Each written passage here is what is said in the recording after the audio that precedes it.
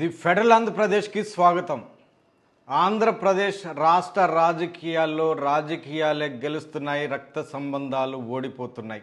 ఎన్నికలు వచ్చిన ప్రతిసారి ఆయా కుటుంబాల్లో ఇది చోటు చేసుకుంటూనే ఉంది. రాజకీయాలు ఒక పెద్ద చర్చగానే మారుతుంది. ఈరోజు మనం మాట్లాడుకోబోయేది కూడా ఇదే అంశం. అవును, మీరు వింటున్నది రాజకీయం గెలిచింది, రక్త సంబంధం ఓడింది. ఈరోజు మనం మాట్లాడుకోబోయేది కేవలం ఇద్దరు రాజకీయ నాయకుల ఇళ్లల్లో జరిగిన పరిణామాల గురించి మాత్రమే కాదు, రెండు కుటుంబాల గొడవల గురించి అంతకన్నా కూడా కాదు.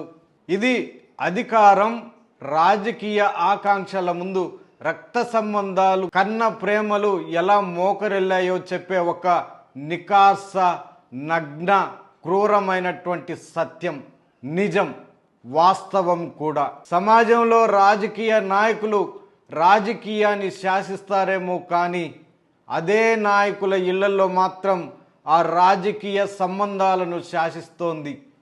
కుటుంబాలను విచ్ఛిన్నం చేస్తోంది రాజకీయం. చివరికి మానవత్వాన్ని సైతం బలి తీసుకునే తానే విజేతగా నిలబడుతోంది. తాజాగా ముద్రగడ పద్మనాభం అంత్యక్రియల్లో చోటు చేసుకున్న వైనం ఘటన విషాదమైనటువంటి ఘటన. వైఎస్ఆర్ కుటుంబంలో నడుస్తున్నటువంటి రాజకీయ వైనం దీనికి ప్రత్యక్ష సాక్ష్యాలుగా నిలుస్తున్నాయి. అవును, రాజకీయం గెలిచింది, రక్త సంబంధం ఓడింది.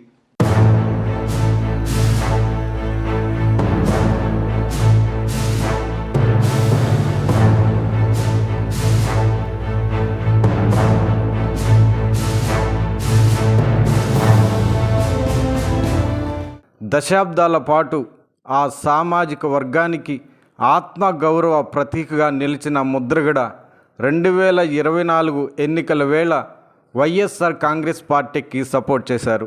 పిఠాపురంలో పవన్ కళ్యాణ్ను, జనసేన పార్టీని ఓడించడమే లక్ష్యంగా రాజకీయ రంగంలోకి దిగారు.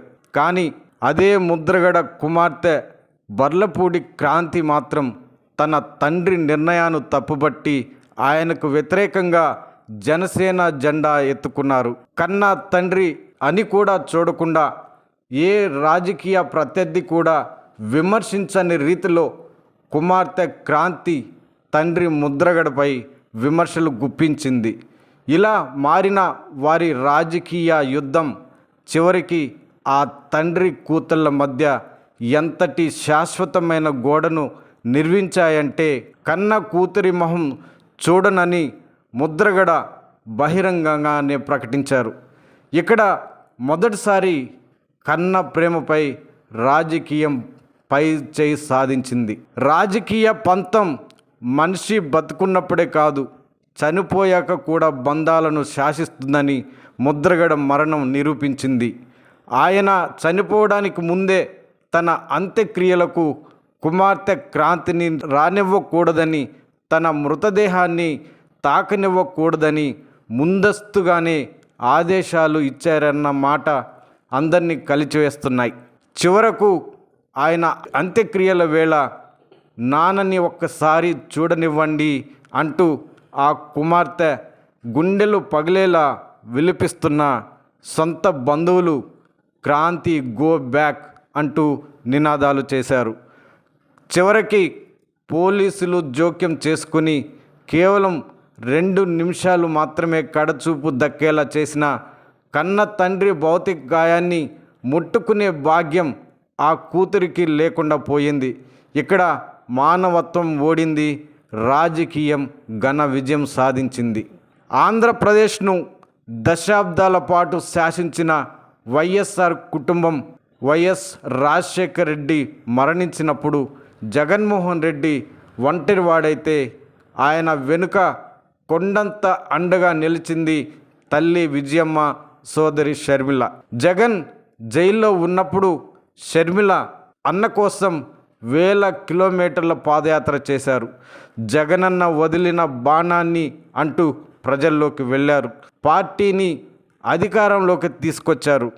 కానీ అధికారం అనే పీఠం సిద్ధించిన తర్వాత సీన్ అంతా తలకిందులైంది.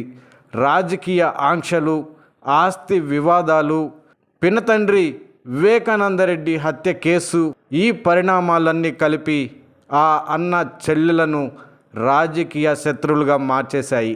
ఏ చెల్లెలైతే అన్న కోసం రోడ్లపైకి వచ్చిందో అదే చెల్లెలు చివరకు ఏపీ కాంగ్రెస్ అధ్యక్షురాలుగా మారి సొంత అన్న జగన్ గద్దె దించడానికి ప్రత్యక్షంగా తలపడింది.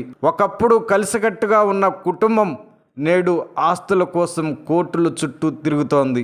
ముద్రగడ కుటుంబంలో తల్లి కూతుళ్ల మధ్య భావోద్వేగ పంతం కనిపిస్తే వైఎస్ కుటుంబంలో అన్నా చెల్లెల మధ్య రాజకీయ ఆధిపత్య పోరాటం బహిర్గతమైంది.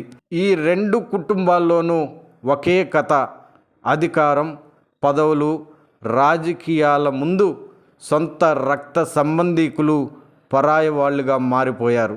ఈ రెండు ఉదాహరణలు చూశాక సమాజానికి అర్థమయ్యే సందేశం ఒక్కటే: రాజకీయాల్లో శాశ్వత మిత్రులు ఉండరు, శాశ్వత శత్రువులు ఉండరు అన్న మాట రాజకీయ నాయకులకి వర్తిస్తుందేమో కానీ లీడర్ల ఇళ్లల్లో మాత్రం ఆ రాజకీయం వల్ల సొంత రక్త సంబంధాలే శాశ్వత శత్రువులుగా మారిపోతున్నాయి.